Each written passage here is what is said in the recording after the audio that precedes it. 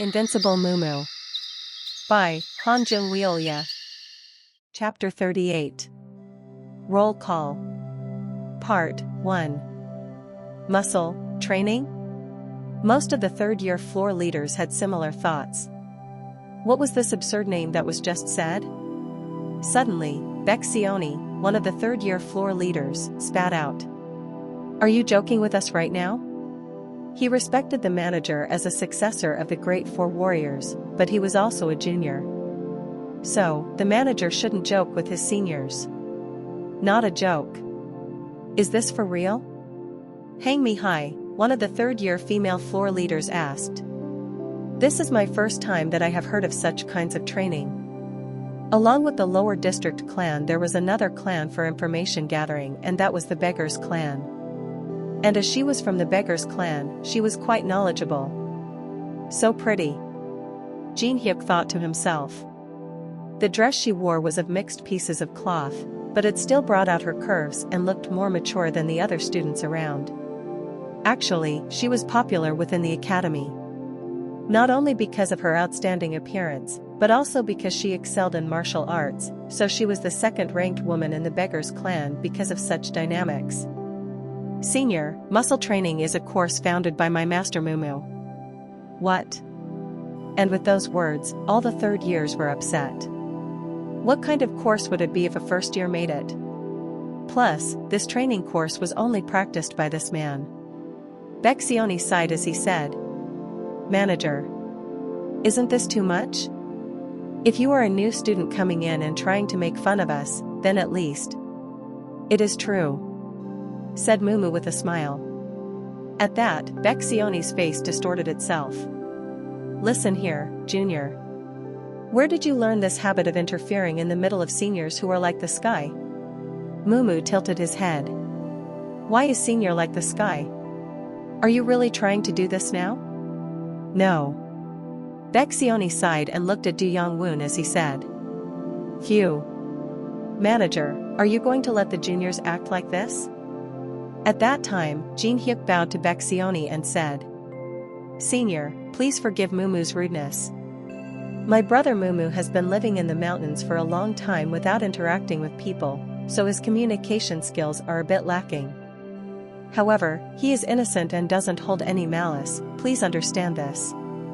Saying that, Jin Hyuk glanced at Mumu. It meant to not intervene however he wanted. Is this one pretending to go against the seniors right from the start? Nothing good would come out of starting on the wrong foot with people they'd have to live with for another 2 years. Jin Hyuk's quick fix wasn't without effect. Come. Despite being angry, Beccioni said. You are siblings? One of you is well-mannered. If not, the other would have been drenched in blood. Blood. Stop it.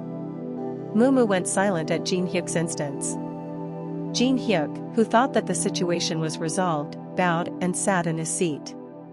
Every time he was with Mumu, it was like walking on thin ice. I am no nanny. He clicked his tongue. However, Jin Hyuk wasn't conscious of it. But he was slowly starting to help Mumu with his life here and to help him adjust to the changes. Clap. At that time, the manager, Du Young-woon spoke. Now. Seniors, do you remember the pleasant memories of training with me over the past year? At those words, the floor leaders frowned. Pleasant memories? After the roll call we always had to head in for training, that one? Are we doing that again? Some liked it, but most of them didn't. Without the full support of the seniors who left this year, last year's training wouldn't have ever happened. Du Young-woon put his hand on his chest and said, I thought we had a training period which wasn't lacking, but that is not true. Compared to Master Mumu here, it was nothing. Seniors might have heard it clearly, but I have already become the disciple of Master Mumu here. This is crazy. Coincidentally, everyone had the same thought. If it was someone else, they would have dismissed it as a joke, but they knew about Du Young-woon, who was known to always be serious. At that time, another third year, Wu Haosi said, Manager. Until last year, the seniors wanted to take part so we didn't say anything. But if you want to train your muscles this time, do it by yourself. Senior you. Even if you are a manager, you can't force others into training, right? Well, that is true, but if you receive training from Master Mumu you won't regret. Look here. There is a limit to what can be strengthened in muscle training, and its usefulness is also. Doesn't it mean what you did for your muscles was clumsy? Mumu intervened again. Jin Haik tried to stop, but this time Du Yongwon pressed his shoulders saying not to stop Mumu. He was asking him to watch what would happen. The third year Wu Haoxi's expression was distorted. What? Clumsy? Well, looking at it, it seems like you have been neglecting your training recently, so there is a loss of muscles. Muscle loss? What nonsense are you talking about? Bang! Wu Haoxi got up and slammed the table. And then he snorted, enraged, and approached Mumu. Yeah. Freshman. Unlike the other ones here, I am not a patient one and was once a black swordsman. The floor leaders shook their heads at that. He hit the soft spot. Once he gets angry no one can stop him. Mumu touched the wrong opponent. Unlike Baxioni, Wu Haoxi came from the Supreme Sword clan, which was now a political clan, but since he once belonged to the Black Sword clan, his demeanor was warlike. And there were only 3 people who could hold him back. However, manager Du Yongwon didn't intend to stop him, and he only looked at Mihai of the Beggars clan, who seemed interested in the fight, and then at Zhang Muqian, one of the top 5 students of 3rd year, who didn't seem interested at all. Rip. Wu Haoxi tore his shirt and showed off his thick muscles. It wasn't as good as Du Yongwon, but it was evident that he worked very hard. Little boy. Does this look like clumsy muscles to your eyes? It might be good to see, but like I said before, it is just for show. Huh. Haoxi's face went red. This little kid kept talking back to him and he couldn't hold back any longer. Wu Haoxi spoke loudly for everyone to listen. I am warning you all in advance.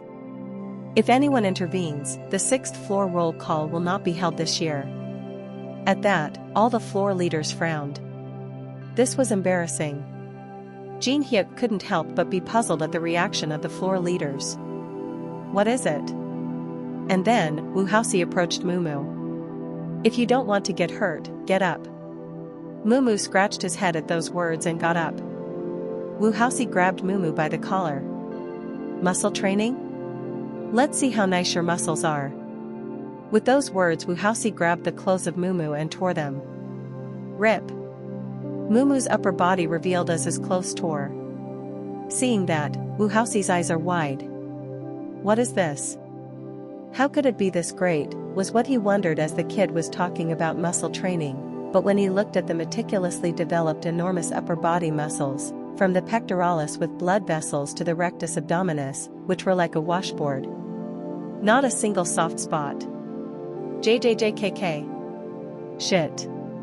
Hang Mihai wiped the saliva which was flowing from her mouth. She didn't expect much, but these vicious muscles were opposite of Mumu's cute face. Oh my. Mumu's muscles were shocking enough that all the female floor leaders covered their mouths. What is with him? What muscles are? The male floor leaders were equally shocked.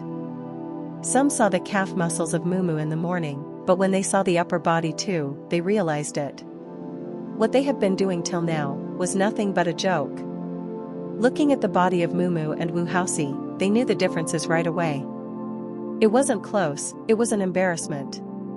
Mumu said to Wu Haoxi, who was shocked. Will you pay for my clothes? At those words, Wu Haoxi was brought back to himself. He was at a loss of words because of the huge muscles, but what would happen to his pride if he accepted this scenario? Good one, but these muscles are just for show. Even if you build a body like this, is there anything that can be done with the muscles? As if it was nothing, Mumu answered. Well, I know that this is better than that internal energy seniors talk about. What? The more the muscles are trained, the stronger one gets. At that, Wu Haoxi snorted. And sensing a win, he said. Kid, is that all? Yes. It makes the body sturdier. making the body sturdier? Yes. It won't hurt at all. Thud. Thud. Mumu hit his chest with his fist twice. At that, Housey smiled and then raised his fist and said to Mumu, "Then will you be able to survive my fist?" "I can." "Ah. Is that so? Then, don't use internal energy and just stop my fist with muscles alone. Then I will admit that you are telling the truth." At that, Hang Mihai intervened. "Wu Housey, learn to act in moderation. You are being absurd." "Absurd?" "You people heard what he said. Train muscles and become strong so you won't get hurt. You know that he didn't mean it literally. He should know better than to not speak like that. If we are asked to come for muscle training or something, won't we be motivated if he can show us something good?" "Enough. If you keep going." "Enough, seniors." De Yongwon intervened. He only tried to show Mumu's muscles to bring them in, but the mess was getting bigger. Although Mumu's muscles were great and he wanted to learn, he knew that Wu Housey wasn't an ordinary warrior. This man was in the 3rd year and very skilled. And without learning martial arts, it could hurt. And seeing how excited Wu Housey was, he couldn't imagine how bad the hit would be. So this had to end. This year, we need to be taught by Master Mumu to defeat those West Wind dorms, and it will be difficult if no. Forcing us. Yeah, manager. I am willing to enter muscle training if this one can keep his word. This isn't a big deal, okay? At the sarcastic words of Wu Housey, De Yongwon narrowed his eyes. This man was chosen by the former manager who had left after graduation, so he tried to show respect, but if this kept happening he was sure to teach him a lesson. "And if I hold on, you will join the muscle training, right? Master Mumu." De Yongwon tried to stop Mumu. But Mumu smiled and said, "Manager, Wu Huchi Sr., I really want him to be in muscle training. But Master Mumu, if you..." "Ah. It is fine." Mumu moved away from the table. And then pounded on his chest. "Come on, Senior." It wasn't a provocation. However, at Mumu's words, with innocence the angry man was more pissed off. "I need to send this one to the infirmary." And with that, acting within a certain limit was no longer in his mind. He wanted to see Mumu cough up blood and collapse. At that, Wu Housey snorted and walked towards Mumu. And said, "Little one. It is too late to regret. You brought this on yourself." "Ah. There is something I forgot, maybe." "Forgot what?" It seemed like Mumu, who was afraid of going through with it, was trying to say something, so Wu Housey slammed his fist at Mumu. And he did it at the 8th level of internal energy. Puck. Wong. Huh. I did so much that it hurt my Han, huh? Excruciating pain spread through his fingers. And there was that sound of something breaking. But it wasn't Mumu's breastbone which broke. "H. Housey, your wrist?" Hang Mihai shouted out. At her shout, he looked at his hand. The wrist bone, which could never break, was broken and it had pierced the skin in a weird way. And the person who was hit was absolutely fine, making all the floor leaders at a loss of words at the rare sight of the person who was striking being injured. Mumu scratched his head and said, "I was going to tell you to be careful as you could break your wrist." Mumu was just trying to give him a kind warning. Chapter 39. Roll Call. Part 2. Manager De Yongwon was shocked too. This proof of strength was too much.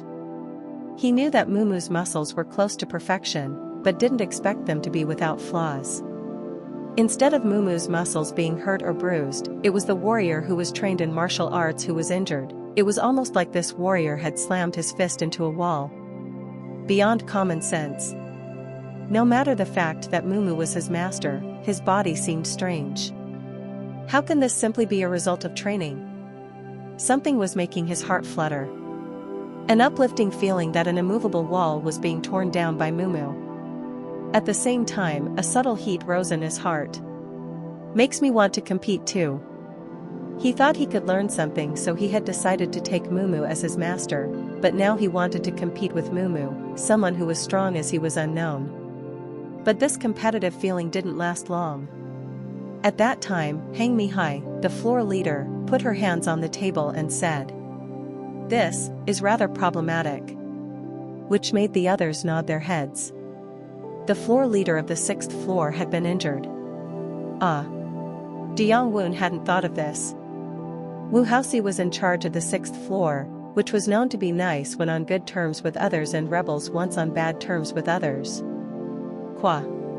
Wu Haosi, holding his wrist, groaned in pain. If he went to the roll call in such a state, the people would look down on the floor leaders. Diyang-woon spoke with a light sigh. "Xiaoriang. For now, take Senior Wu to the infirmary." "Yes." Kong Xiaoriang, the 5th floor leader, supported Wu Haosi and left the place. As they left, Diyang-woon fell into troubled thoughts. Wu Haosi was ranked in the top 30 in 3rd year. Besides, he was from the Black Blade clan, so he knew most of the people, and he was the only one who could manage the 6th floor. We are in a tough place. The people on the 6th floor were literally bastards, and they acted like they ruled the dorms.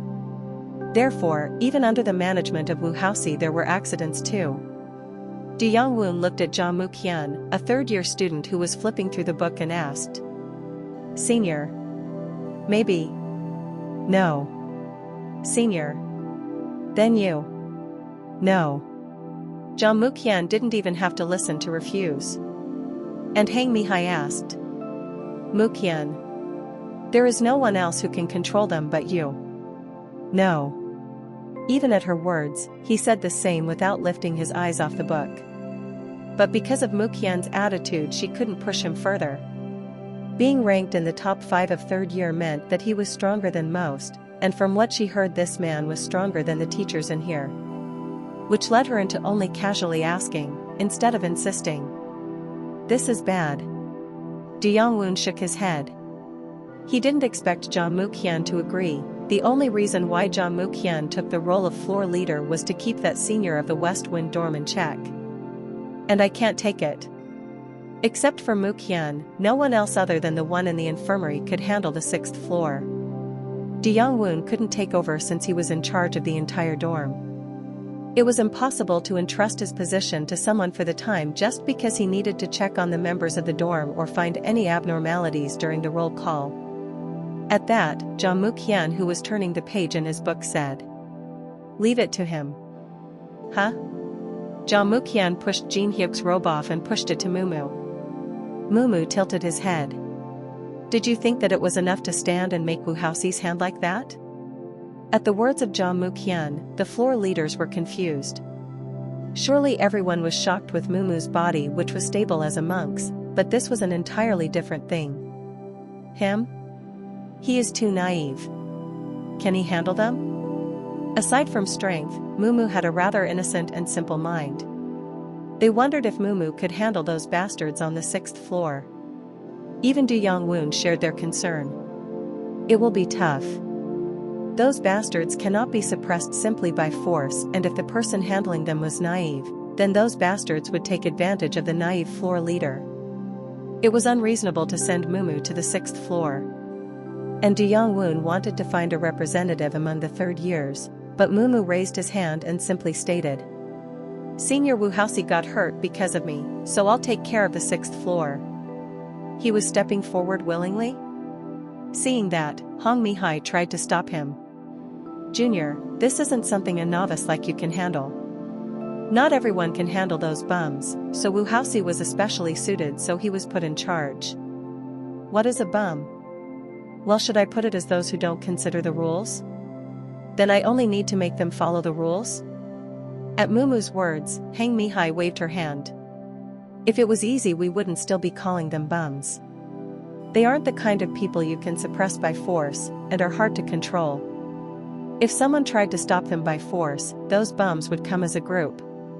Therefore, the 6th is the toughest to handle." At that, Mumu smiled and only asked, "Doesn't that mean we simply lack the strength to control?" Because she was worried, she tried to convince Mumu, but he came to an entirely different conclusion. Heavenly Marshall Academy, time for dorm roll call. As there were a huge number of students, roll call was introduced to keep track of them. In the early days this task was handled by the teachers, but with the establishment of student governing, this task was transferred to the students too. The only teacher involved was a superintendent who oversaw it all. The method of taking roll calls was simple. Floor leaders assigned to each floor would check the number of students who were there and then compare it to the number of students staying on their floor. And once roll call was done, everyone needed to remain in their rooms, with the sole exception for the leaders who were allowed to go out. The 6th floor of North Heavenly Dorm. In here was where 2nd and 3rd year students who frequently broke the rules resided, a place where the worst kind gathered.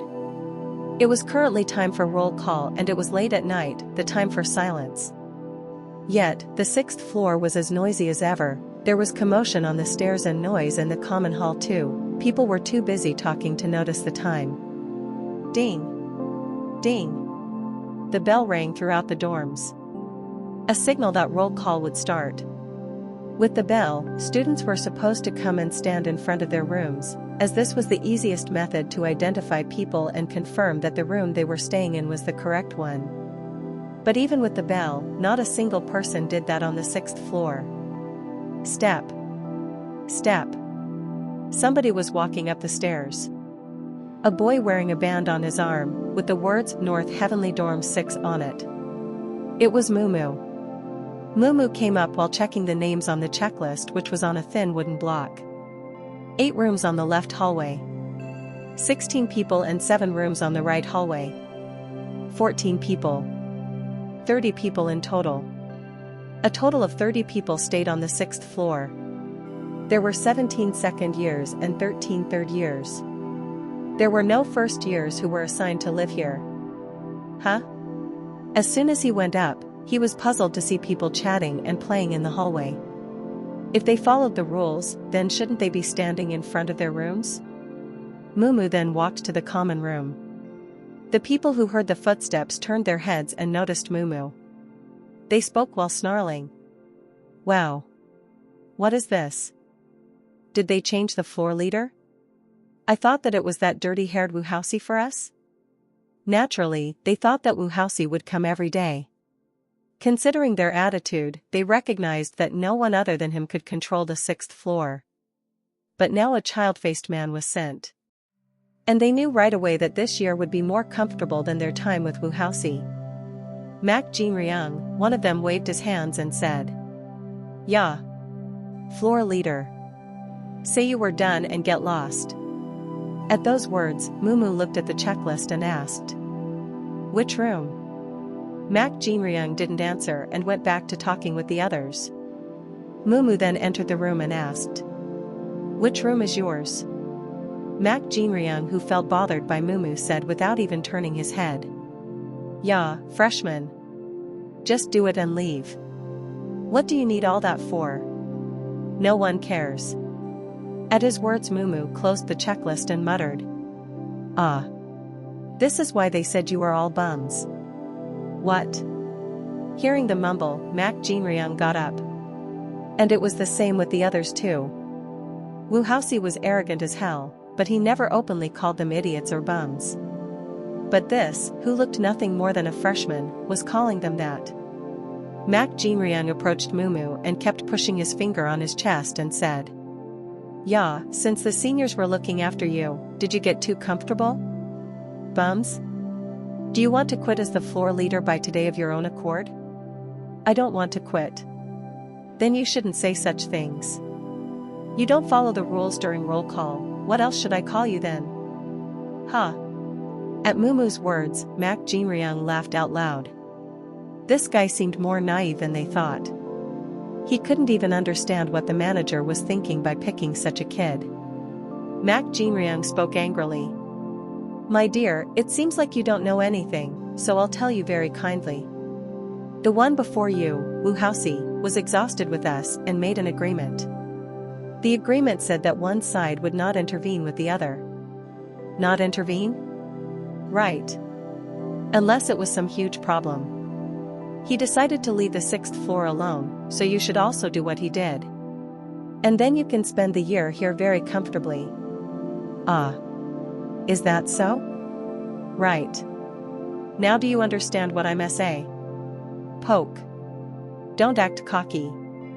Poke. And go away. At that moment, Mumu grabbed the wrist of Mak Jinryung, who kept poking him. Really annoying. Ugh. What is this jerk? Clench. Mumu gave strength to the wrist he was holding. And Mak Jinryung's body twisted like a pretzel in pain. Quack. Which room? You bastard. Clench. Can't remember which room you belong to? What, are you all going to watch? This bastard. At that, one of those standing next to him flew at Mumu. Mumu didn't avoid it, but welcomed it. However, the one who hit him was in pain. Ouch. What is he? It hurt like hell, but even after using internal energy, whoever was hit was hurt and Mumu stopped as if nothing happened. Difference. What?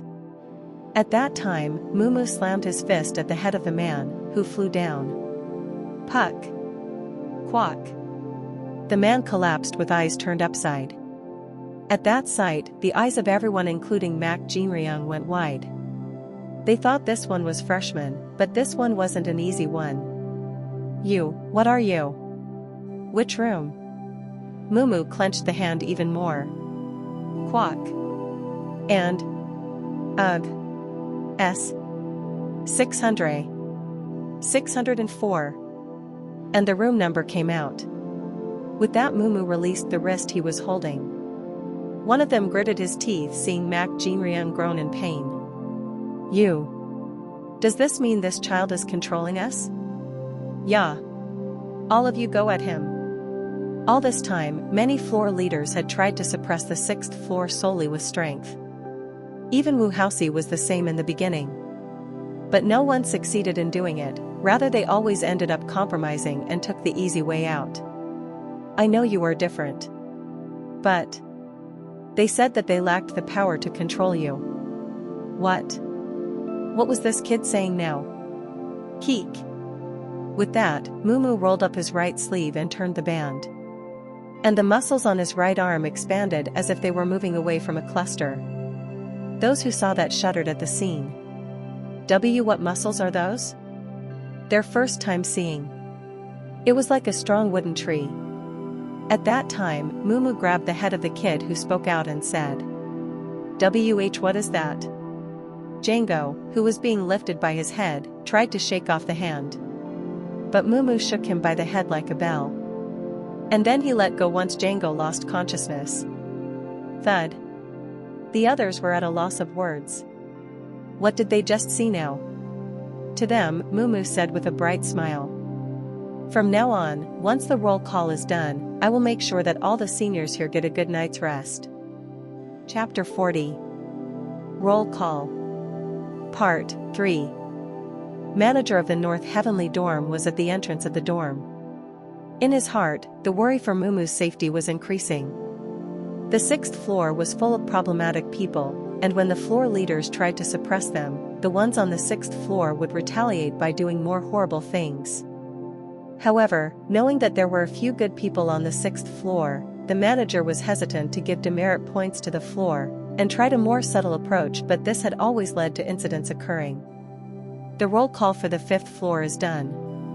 Kong Xiaoriang, who was done, came down and reported. There are a total of 50 people, 1 overnight stay, and the rest 49 are already inside. The 5th floor was made up of second-year students, so they all knew the rules and applied beforehand for an overnight stay or absence. Diangwun nodded and said, Xiaoriang, head up to the 6th floor and help Master Mumu. Huh? You know the ones on the 6th floor will not listen. At Diangwun's words, Kong Xiaoriang clicked his tongue. If this was true, then the manager should have asked the 3rd year who gave the idea to do the checking up on Mumu, but unfortunately he couldn't just outright say this. Yes. And so, 5th floor leader Kong Xiaoriang went up to the 6th floor to help Mumu. Come to think of it, he could hear noises from above as he was on the 5th floor for roll call. Perhaps those idiots fought back. No, isn't this a good thing? For him, this seemed like a good thing. This freshman was really annoying. Hadn't he already sent 3 of his seniors to the infirmary for the sake of muscle training? And he didn't like how the manager was wrapped around the finger of such a person. Should I see how much trouble he is in? He was asked to help, but he didn't have to intervene right away, right? He needs to go through a nice beating once to understand how difficult it was to be a floor leader. So, Kong Xiaoriang went up to the 6th floor. However, what is it? The 6th floor was quiet. Wasn't it noisy till a couple seconds back? He looked at the hallway and it was quiet again. He wondered if it was quiet because the people on the 6th floor went to another place. Where is that one?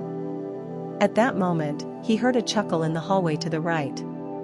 As he headed there, he saw Mumu opening the door in the room at the end of the hallway and writing down on the checklist with a pencil. Yeah. 6th floor leader. Kong Xiaoriang called for Mumu. While he was noting something down, Mumu raised his hand. Senior. Kong Xiaoriang approached Mumu and asked. Did you do the roll call? All of the floor, or did anyone leave? No. Everyone is already getting their sleep. What? What did that mean? For the men of 6th floor, nighttime was a time to enjoy. There was no way they could be asleep already. No way. You can confirm. Kong Xiaoriang, puzzled, carefully opened the door. However, in the room with the lights turned off, 2 students were lying down. There could be no way. Those bastards were sleeping? Kong Xiaoriang opened the door for another room with a hopeful heart. What? And the students in other rooms were asleep. Kong Xiaoriang was speechless. How could such a miraculous thing happen from a new school year? Is this a sign that the world is coming to an end? Even Wu Haoxi couldn't control them and even the superintendent couldn't stop or control them, but such people were sleeping now? For a moment, Kong Xiaoriang frowned. The posture? It was weird. Looking back, each of them were lying on their stomachs with their hands neatly clasped. When people fall asleep, do each of them have their own sleeping habits? But he couldn't understand why all were in the same position. So just in case, he went closer to a second-year room and touched a sleeping student. Since their people were all Murim, if one touched them they would rise up right away. Fainted? Kong Xiaoriang thought. Both students on the bed weren't sleeping but fainted. So he checked a few more and was shocked each time. Huh. Honestly, he couldn't help but be shocked. Did he come for roll call and just knock them all out? In an instant, Mumu's words popped into his mind. Then it must be because of lack of strength, right? Something felt creepy. As Mumu said, the roll call was done. Kong Xiaoriang clicked his tongue and went towards Mumu. And scolded him. Have you lost it? Even if they were bums and idiots, you can't knock them out. To that, Mumu titled his head and answered. The dorm rules say that after the roll call each person needs to spend their time quietly in their room, doing something like cultivation or sleeping. Isn't fainting a form of sleeping? Kong Xiaoriang was speechless. Where in the world was this thought to be true? Was he planning on stunning each member of the 6th floor for the rest of the year? He was about to say it was wrong. Senior. What should I do if one person isn't in the room? What? Not in the room? Kong Xiaoriang was about to say something when Mumu handed him the checklist. And seeing that, Kong Xiaoriang frowned. He recognized the missing person's name. Meijin, him again? Someone you know? Ah, my head, he is too much. And he isn't the one to follow the rules or others. Do you know where he could be? Kong Xiaoriang nodded at Mumu's question. There was a place he could guess. The training center was located on the northwest side of the dorm site. The training center was divided into 4 grades. High, middle, low and special. Within these grades, the benefits of using the training items varied depending on the grade. In order to receive a special guide or items, it was only possible after reaching the 10th level of internal energy. In one of the special training centers was a beautiful girl surrounded by an aura of dignity, who was aiming for a target while holding a bow with a unique pattern decorating it. Phew! This girl, who had 20 arrows on her backside, and caught her breath before immediately pulling on the bow again as if she was ready. Suddenly, all the targets split into several groups and moved as if they were alive. And that wasn't the end. Papak. As the targets moved, wooden daggers flew towards the girl, but she showed flexible footwork, avoiding all the daggers and pulled on the bowstring. Swoosh! Spuck! The arrow shot by the girl smashed into one of the targets, directly in its center. Weak! The girl spun around like a windmill and then dodged the daggers and shot another arrow at the target. The arrows hit the center of the targets without fail. This girl's archery skills were amazing. Unfortunately, this rhythm was soon broken and she missed 2 targets. She bit her lower lip. She was still lacking. Even with such training, she hadn't passed the 4th stage of archery. Did she lack talent? She couldn't help but lament the fact. Outside of the training center was an 18-year-old boy, who was peeking inside and spying on the girl. This boy with shaggy hair bowed his face. Phew! He was someone who prided himself in his stealth skills. The boy couldn't help but feel sad for the girl. She was a descendant of the Sichuan family. With the outing permit from her mentor, the Sichuan Bao Emperor, she came out and even trained every night, yet she still couldn't get satisfactory results. It was actually because she lacked the talent for the bow. The most necessary skill to being good with long-distance weapons is spatial perception. Unfortunately, women are not born with great depth perception. This is what his teacher said, that women weren't suited for learning archery. She had been in denial about her lack of skill, but it was definite she lacked a concrete sense of space. However, that didn't mean she was weak. Fast and good. She, along with Guyong Siren, had the best understanding of this matter among the second years. Seeing this woman during the swordsmanship classes, he knew how cheerful and proficient she was with the swords compared to her skills with bows. The boy closed his eyes and mumbled, "Cho Neian, you look better with a sword than a bow." He really wanted to say that to her, but didn't have the courage. It was because his clan was not connected with the clan she belonged to. And the girl wanted to master archery. "I really want to tell you that." It was then. "Senior, you look better in dorm rooms than outside." What? As he opened his eyes at someone's words, he was hit on his head. Puck. The boy who was hit on the head passed out right away. And someone caught him before he fell down. It was Kong Xiaoriang, the 5th floor leader. "Ki Meijin? Ki Meijin?" He tried to wake him up, but the guy didn't wake up. To him, Mumu said, "Why are you whispering? Quiet. You crazy bastard. Why are you smashing others' heads?" "Well, for roll call." This bastard." Kong Xiaoriang was so terrified that he felt like he was losing his mind. It seemed to be concluded that Mumu's ideal form of roll call was to stun people by hitting them on the head. With a sigh, Kong Xiaoriang handed Ki Meijin to Mumu. "Hold him. Let's head back to the North Heavenly Dorm. If that person finds out, we will be dead." "Why? Can't you just say yes and follow?" Kong Xiaoriang shook his head. And then lifted his head and looked inside the special training room through the window. And saw Cho Neian wiping her sweat. She's usually sensitive, and even more emotionally sensitive during her archery training. Anyone who watches her now gets killed. So the answer is to not mess with her. Cho Neian, who was ranked 5, was a second-year student of the academy. And she had outstanding talent, enough talent to take the 5th place with her archery alone. Kong Xiaoriang, on the other hand, was 18th ranked. Considering the number of people, there shouldn't be much difference, but the difference in internal energy of those ranked top 10 and those who weren't was massive. Even this bastard is suffering like that. He vaguely shook his head. As if he was in love with her, he sneaked over to see her one day and hid, but one time he got an arrow stuck into his left hip. Still, seeing him here, it felt like the right thing had happened. "Let's go." Kong Xiaoriang walked slowly, calling to Mumu. Mumu was a bit puzzled, but soon followed Kong Xiaoriang. However, there was a problem. Mumu didn't know light footwork, which meant his walk was like normal people. In the meantime, sound came. Shoo! Who? Cho Neian, who was wiping off her sweat, pulled on her arrow, aimed and then shot the arrow through the window at the source of sound. Swash! The arrow which came out the window went right for Mumu's head. Move!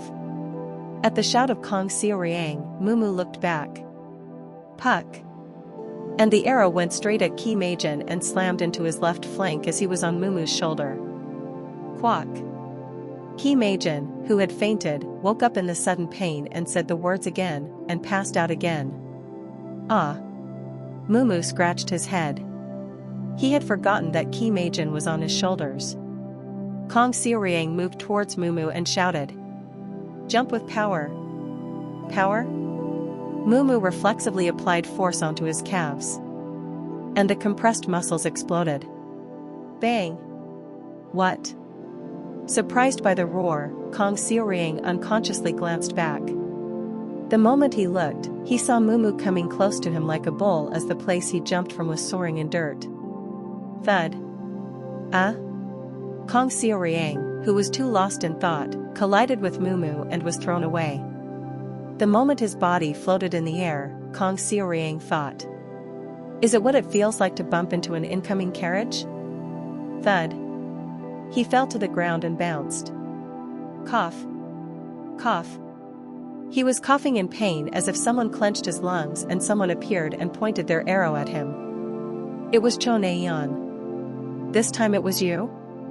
Kong Xiaoriang's lips trembled at her voice. Mumu, that bastard.